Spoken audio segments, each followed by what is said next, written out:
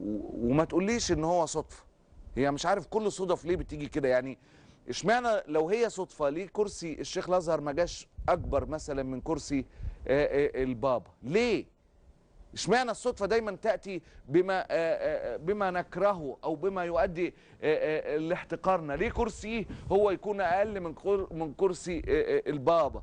وحقيقه هذه التفاصيل، اوعى يعني نفسك توزك يا لمبي وتتخيل انها تفاصيل مش مهمه وانها حاجات وتعدي ومش كده. لا، اللقاءات اللي زي دي اقل من هذه التفاصيل بيكون ليها معنى مع اي حد بيراعي اهميه دوره وفاهم هو فين. بص حضرتك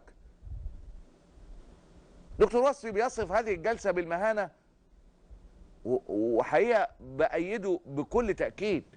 شوف حضرتك، يعني كرسي البابا مرتين قد شيخ الازهر. ما الشيخ الازهر ده يعني بيعبر عن المليار و700 مليون ولا 2 مليار ولا كام مليار احنا اللي عايزين يموتوا العالم زي ما بيقول السيسي. فيعني طبيعي انه يبقى حسبي الله ونعم. والله الواحد احيانا بيفقد القدره على ايجاد جمل مناسبه وتعبيرات تتناسب مع فداحه الذنب او فداحه المشهد. حقيقه الله غالب.